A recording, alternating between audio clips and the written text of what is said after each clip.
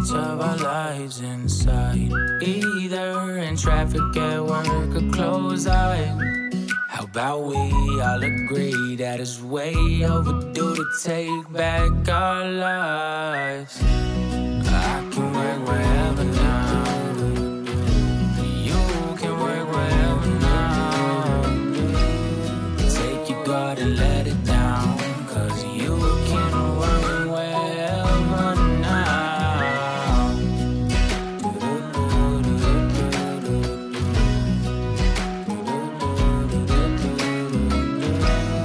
Take your guard and let it down, 'cause you can work wherever now. What's up, guys? Welcome into the Work Wherever podcast. I'm your host, Roy Edwards. This is the podcast where we talk about automation, AI, artificial intelligence, collaborative intelligence, technology, and the ability to work wherever so you can live every day like it is Saturday. And I got Sydney here with me. Hi, guys. So that means we're doing a hotspot episode where we're cruising the internet. So Yep.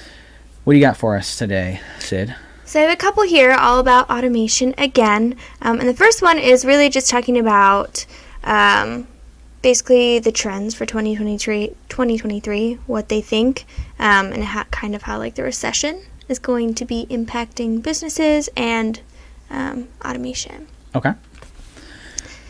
So from CFO Dive is the website here. CFOs to combat downturn with more automation. And it's talking about how we should be looking at automation not as a bad thing, again, like we've been saying, but Right. as an additional teammate to help in the potentially bad economic. Yeah, they've been saying Environment. recession for a Yeah, little while now. a while. Yeah, quite some time. So I would. So first, when the pandemic hit, I guess it's been almost 3 years now, which is crazy to Yeah. think about. But so about 3 years ago is when all this stuff went down, and that was our first play. So our first play as an organization was automation. What can we do internally to make things better, quicker, faster? And we did it because we shut down our office space October of 2019. So otherwise people were going into the office. That was before you, but we had employees who would go into our Tyson's location and they would physically work there. I know that's like hard to believe, right? We have people in an office space. But that was the big play, was everybody had a certain amount of days that they could work from home, but you had to be in the office. And we did have clients that were in our same office building, so that's why we did it, and so that we could meet with them and be a support to them. And then so we shut it down October of 2019, and we did it mainly because we expanded our clientele to outside of Tyson's and Virginia, and so there was no real need, and it just seemed like kind of like a waste of money to us, so we shut it down. And then it just so happened that 4 months later it really didn't matter, but we combated a lot of that with automation. So we had already had a lot of processes in place to combat us not being in the same room together. And then when the pandemic hit, we didn't make a single layoff, which, we ended up getting whatever with PPP money to help us with that. But even before that, we were like, we're not going to make any layoffs, and we're going to do it because of automation. And if we have to let people go, then we're going to combat it with automation. So we had already had that mindset going into the pandemic. Now, outside of the pandemic, going into the recession, that essentially what we're going into here is another 2020. Hopefully not as severe, hopefully not as crazy as what 2020 brought, but depends who you ask. I mean, some people are pointing to this economic downturn, and this is not a financial podcast. Some people are pointing to this downturn in a similar way as 2008. So the trends, if you follow the maps, Very similar. very similar. So you might want to, I know that you're in the process of buying a house, you might want to pause like 6 months and then get a really good deal. But I know you're getting impatient. I know. My lease is up in May. Well, hey, May might be a really good time to buy. But either way, automation can help you do more with less people. Exactly. And especially once we're kind of in still like the Great Resignation, like people are still having a hard time finding people to work for them as well. So you kind of see like both ends of the spectrum. That's a great point. Right. You see these companies who hired a lot of people. Yeah. Yeah. And Overhired, probably. Overhired, exactly, and then are laying them off. Right. And then you also see businesses who are having a really hard time finding people at all. So it can kind of help on both ends of the spectrum. We've talked about that off of our podcast. Right. About the touched on it. Yeah, the pandemic. A lot of companies hired during that time so that they could receive PPP money and get through the 2020 stuff, getting tax benefits for not you received benefits for hiring during that time period, and you don't want to think that's what happened, but I'm sure it happened. Probably happened. I'm guessing, I'm speculating that lots of organizations did this, but right. It would play with everything that we've been seeing over the last. Now that the pandemic is over, so to speak, you're seeing people get laid off who don't want to go back to the office because now offices are opening back up. Mm-hmm. And so the people who don't want to go back, organizations are laying them off. And maybe they could have done it anyways because they overhired during the past 2 years. And then you're starting to see that with, Amazon laid off 10,000 people in a day. Who else? Twitter. Any big tech company, Netflix, really. All kinds of people. I think there was 30,000 layoffs in our Q1, which is we follow the government calendar, so Q1, right. But really Q4 for commercial. And then you had Amazon come out. We did that podcast where we talked about Amazon said that they were going to make an additional layoff here in the beginning of the calendar year here in January, which we'll keep an eye on that. Mm-hmm. And they said they were going to be laying them off in customer service and hardware, I think was the other one. I don't remember. Yeah, I'm trying to remember what the other one was. But customer service was one of them. And how can you combat customer service? With an automated service. Yeah. That doesn't make any errors. They don't make any errors. With a bot, right? Exactly. With this automation stuff. So I think that this now when was this article published? So this is recent, I think. From 2 days ago. And they mention it's all about 2023, I believe, right? Right. Mm-hmm. And so in the article, they talk about a bunch of different CFOs. Now, if you're a CFO, and again, this is not a finance podcast, but if you're a CFO, you're making extremely conservative projections and budgets for this year simply because nobody knows what's going to happen. Right, so they're trying to clamp down on spending. Yeah. It's going to be a wild... While still trying to keep up with everything that's changing. Right. It's going to be an interesting one for sure. And now it's not a presidential election year because I believe 24 is the election year. But this is a big year for that. You're going to start to see campaigns start, for those who are going to establish themselves as potential runs in 24. And so that can always have an impact on the economy and the way things shake out and big businesses, and it can potentially be something to keep an eye on. And right. So it'll be interesting to see what happens this year. A lot of people seem to think that something will happen this year. This is saying, I think you were going to touch on it, that 96% of people, or CFOs at least, say that a downturn will probably affect their business in some way. Right. And they wrote it, how did they write it? They wrote 4%. 85% of financial leaders are revising forecasts in advance of pending recession, with only 4% reporting such a downturn won't affect their business. 4% says that it won't affect. That's tough numbers right there, man. 4% of businesses say that, hey, of the reporting businesses. Now, we don't, this could be 100 businesses or something like that. So we want to caution those types of statistics, but these aren't good numbers. Now, I think everybody is preparing for whatever recession. Some people say it's going to be really bad. Some people are just saying that it's going to be, a blip and we'll be okay. I don't really know what to believe. I think that it will be pretty damn close to 2008. I hope I'm wrong, but Yeah. I don't think that this is going to be a great year. Now, for automation, if you're looking to do automation, it's going to be a great year because this is going to be an innovation time. Whenever hard times dawn, people get smart. Well, yeah, exactly. And you saw that a lot at the beginning of COVID, too. Like, people had to figure out what they were going to do because they're not in the office. They can't operate as normal. I know I worked at a winery. I was physically driving, like, wine orders to people's houses. Yeah.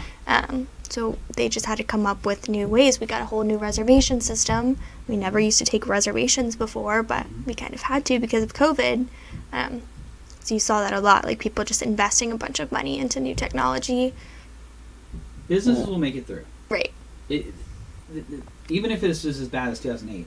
2008 didn't kill all businesses. No. It was super bad for the housing market. And if you had a lot of money tied up in the housing market, then you were in trouble. And who knows what this is really ultimately going to do and what industries will be affected, but if anybody's affected, then even if it's just inflation a little higher, more so, it's going to force businesses to innovate, to change the way they're doing it. To your point, we just saw this 3 years ago, and probably more so than ever. Yeah, I think there's statistics about that. Yeah, I mean, 2008 was 2008, and that sucked, but the pandemic, you could argue, was way worse than 2008. You know, businesses were shut down. We haven't seen anything like that. Right, and they were forced to. They didn't have an option. Right. It wasn't like, hey, man, if you can keep going, then keep... No, it was shut your doors sink or and figure swim. it out. Yeah, know? Exactly. So it'll be interesting to see what happens this year. Pretty quickly, too. What was that? Pretty quickly as well, since it everything was changing so fast. All the... You didn't have time to prepare. Exactly. Little... Which at least this year, if we do get something, there's time to prepare. And I feel like that's what this automation article is saying. Where is it from? CFO Dive. CFO Dive. Okay. But it keeps mentioning this survey from OneStream, which is the same one that just mentioned like the 96%. So it is saying that 57% of finance leaders said that they plan to increase their investments in cloud-based planning and reporting solutions in the new year. Yeah. So you're cutting cost. If you are investing in cloud, you're moving capital expense or CapEx into operational expense or OpEx. Exactly. Looking to balance growth and cost. Exactly. Yeah. So, okay. Interesting. I mean, look, if you didn't move into the cloud after the pandemic or 2020, then what the hell were you waiting for? So these are just the slow people, I feel like. I would argue that if you're one of these people, you're probably slow to the game. You guys need to stay ahead of these things. So, I'll tell you what, we're not going to change the way we do business. We're already high on automation. We're already high on innovation in AI. We've been doing this, but we're investing a ton into bots over the next 5 years. In Microsoft, there's something called Power Virtual Agents, which is a bot. It's a low-code, no-code, drag-and-drop, essentially, virtual agent, which is a bot. I did see an article. I almost brought it up. It was about how low-code, no-code was going to be like super popular this year. Huge. And we've been doing low-code, no-code for 6-7 years, and people are starting to get onto the wave. Now, the people who are jumping onto the low-code, no-code wave now are going to be 5 years behind everybody else who have already done it, and they're going to be, we are going to be looking into AI, machine learning, deep process automation, and, freeing up hands to do other things while these other people are going to be building low-code, no-code for the first time. So there's always that like early adapter, innovator, early adapter, late to the party type of bell curve, and that's where we're at. I think that's probably what this article is about. Does it show who the poll is? Like if you click on that poll, is it going to tell you who it is? It does not. No. No, it doesn't give you. I would be interested. We should find that out and drop it in the show notes to see what types of. I bet you it's like financial I could find institutions, or somebody who is like super concerned about So OneStream is a leader in corporate performance management. So CPM solutions for the world's leading enterprises. Enterprise organizations. Mm-hmm. Does it say, is it a specific industry or? I think finance. Finance? I believe so. That would have been my guess. Mm-hmm. Finance is usually late to the game because there is so much security around it. There's so much governance around it. There's a lot that goes into finance. So if you're in the finance industry, you probably didn't innovate too hard over COVID. It's not because you didn't want to, but because you had a million hoops you had to jump through. And now is your time, and you're doing it just in time for the next downturn. But okay. Yeah. I'm no surprise from me that people are freaking out. Not at all. And we've literally said it every single for the last podcast 6 months we've been past talking few about weeks. this. Our main point is people are using automation not to replace people. No.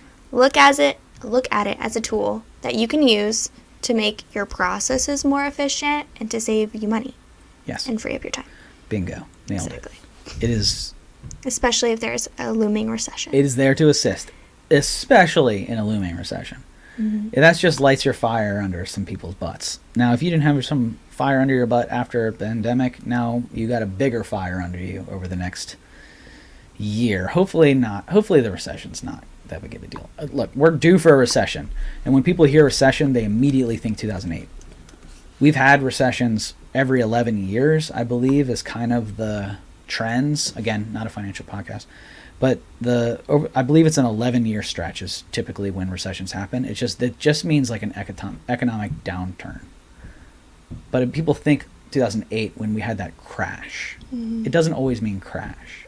It could just mean, hey, we're in an economic downturn. I believe a recession means like 2 quarters in a row that have like a downturn or down quarters in a row or something like that. There's an official definition for it, which many people argue that we were already in a recession this past year, and then people were like, no, we weren't. Yes, we were. So I would look for what just happened. At the very least, what just happened in 2022, look for that when you're doing your automation projections. Like, what could we stomach this past year? And then how can we be even better in 23? If you don't believe it's going to happen, or you do believe it's going to happen, that should at least be your barometer going in. Right. What else we got? So it kind of ties into this next. It's just a quick little video that I found, but kind of an example of people having a hard time hiring still. So White Castle has embraced automation and has rolled out Flippy the Robot. Flippy. I love that name. To help them basically cook with the assistance of workers. I love that they name it Flippy, first off. That's obviously fantastic. Flipping burgers. Right. But yeah, so it's just a short little video, but essentially it has the vice president on there. In 100 of their locations, they now have this kind of human-powered, human-assisted robot, if you will, to flip burgers and fry fries at the perfect he made sure. Yes. Yeah. So it perfect crispiness. It did show the video. We watched the video together. Mm-hmm. It is Ohio, but it's at 100 locations. Okay. Mm-hmm. So the Ohio location I believe was the first one, and I guess it was like a proof of concept.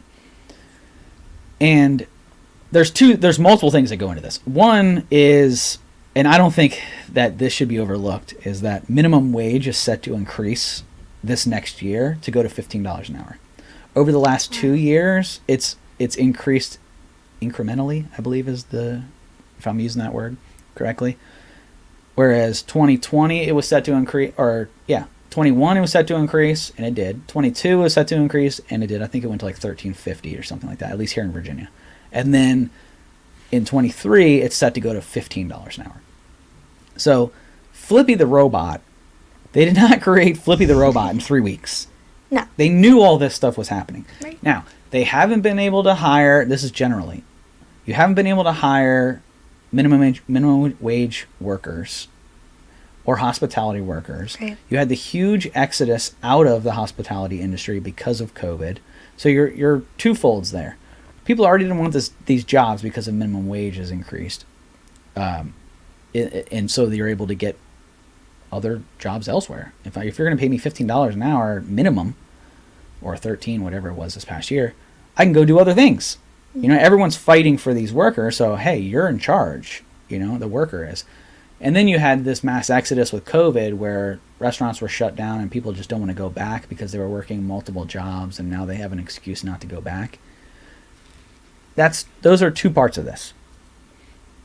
You also have, there's already been tons of innovation around hospitality where you've seen, I don't know, do you go to McDonald's? Like, are you a big McDonald's person? I love chicken nuggets. They're great. Double cheeseburgers. So good. Have you been into a McDonald's recently? No. So when you walk into a McDonald's, at least I'm sure not every McDonald's is like this, but very similar to this Ohio robot. It's not everywhere either. Our McDonald's, if you go into the McDonald's, it's completely renovated. It's the new renovated ones. They only have one cash register. The rest are touchscreens. The rest are touchscreens. I've seen that. Yeah. You go up into the kiosk as soon as you walk in. You type in the kiosk. I saw it a couple of years ago. Yeah. Yeah. It prints out your receipt, Right. and you hold on to your receipt, and then so the takeout window is bigger now because they're giving you your food more than taking orders. So that was like step one. Have you ever been through like an automated drive-through? No. I have not, but I've seen that they're a thing. What is that? It's like instead of a person on the other side, it's It's a machine. a bot, yeah. I mean, why not? Have you been to Starbucks where their video pops up? Like on the screen? Of the person giving your order? Yeah. Yeah. I hate that. I have seen that. It's It's like awful. a video. It's like you're on a Zoom call with the... Yeah. It's awful. I know. It's like early in the morning. It's the last thing You're like, that I please want. don't turn my Exactly. video on. I Yeah, don't no. want to be on video with you, Starbucks lady. You know, I appreciate that you're on You're TV. so chipper. Yeah, you're like, I obviously haven't had my coffee yet. That's why I'm here. Yeah. Exactly. Yeah, but this Flippy, it is arms, right? It has arms. So there's somebody obviously physically putting like the food in to kind of like, you know, Package. package it Yeah. and whatnot. But the point of it is to help the people that they do have Right. free up more time to do other things. So do more with less people. That was the question that the reporter asked. He was like, are you trying to replace people? Mhm. And the guy was very adamant to say no. No. We're not trying to replace people. Now, is this going to replace people? Yeah, obviously. But we're not they're not trying to replace anybody. If they could hire full staff of people, then they would have probably done that. Right. They haven't been able to hire people to do really, I mean, he talked about how they have Flippy. And so Flippy makes the fried it makes the fries, Makes the burgers at like the perfect amount of the time. burgers, and what was the other thing? The mozzarella sticks, right? Was that Yeah. what he was eating? Yeah. So probably, I mean, Basically anything. variety of fried food.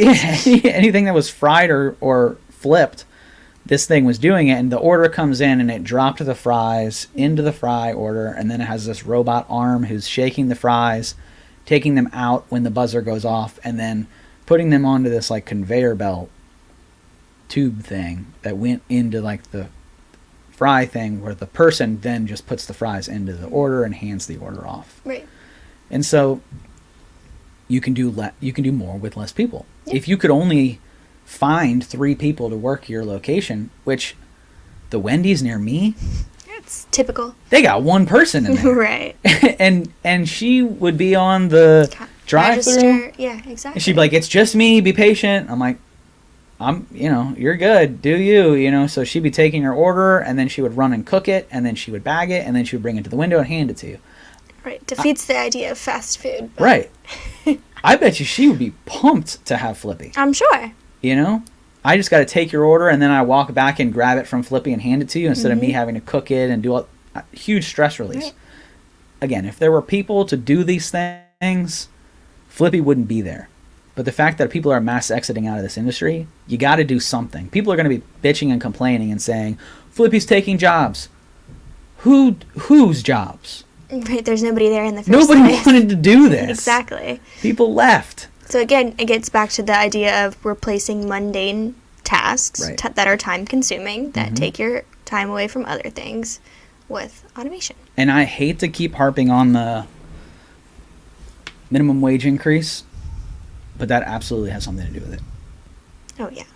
You can't ignore it. The minimum wage increase. Why would I go flip burgers at McDonald's when I can make TikTok videos and make money? Do something else, you know? Like, there were, because fast food restaurants paid better than, or at least they had the opportunity to pay better than other places. You could like, hey, we're going to, pay you X amount, But now when you you maximize the minimum wage, like the minimum wage in Virginia was like $7.50. And so you were making $12 an hour. So you would make like $4, $5 more an hour to go McDonald's. And now everywhere's $15. So I'll go do something that I would have preferred somewhere else and not flip burgers. So interesting. I love Flippy. We'll have to put that video on Go Work Wherever, which is live now. It is. GoWorkWherever.com. I'm excited. Yeah, I can make a little blog post about it. Yeah, we'll include Flippy. Add so it in the guys can see it. description for you. I love it though, and he went on. I'll add both into the description. Yeah. I'll start doing that, the articles and the. Now that we're talking about these, and now that we have a website for people to go to. So yeah, I love it. I love Flippy. I think he's awesome. I really wish that my fast food restaurants near me had a Flippy, because I honestly would love to walk into a McDonald's or whatever, hit the kiosk, and then watch Flippy. Sure. Like, have you ever seen those gumball machines where you... It does, like, make me nervous, though. Sorry, I just totally cut you off. No, you're fine. So What makes you imagine how nervous? many times you go to McDonald's and their freaking ice cream machine is broken. All the time. You think Flippy's going to break like that? And maybe. Man. And then they can't even make hamburgers? Then you can't even order... Then, wow. I didn't think about that. And what if somebody doesn't know how to do it? Because it's been replaced by Flippy this does robot. it. Man. You might be onto something there. But I don't know. that person who doesn't understand the process is going to get paid more, probably to do less. You'll probably make more than $15 an hour, because I don't got to pay 3 people $15 an hour. I could pay one person $25 an hour to just run the McDonald's, and if anything were to break, you know how to, you can fill in the processes, which that's what we're going to see across all enterprise too. People are like, oh, it's taking my whatever job that runs the purchase card request process. Okay, well, if you understand it, you become a SME, so a subject matter expert. And SMEs get paid more money. The moolah. So I think it's a good thing. I think this is great. I love Flippy. I would love to use my kiosk, punch it, watch Flippy make my burger or my order, and have it come down some like crazy like spinning thing like that. Like the gumball machines. You use a regular gumball machine and it just comes through. Or it's like 25 cents, right? You put your quarter in and you spin it, and then the gumball's there, right? And then you see ones that are like $1. Right. And they go through like it like throws it and like goes down this, like it's like a maze kind of thing, like a mouse trap. People pay for that. They want to be entertained while you bring them the gumball. Imagine that. Imagine like you go into McDonald's or Taco Bell. It's like a Krispy Kreme. Krispy Kreme. People will sit there and watch the donuts be made. It's You so could weird. just sit there and watch your food get made by a robot. I think that would bring people in. I love it. I want it now. Now I need to go see Flippy. Let's road trip it out to Ohio. It reminds me, I watched the weirdest movie yesterday. What'd you watch? It's called The Menu. The Menu. Mm-hmm.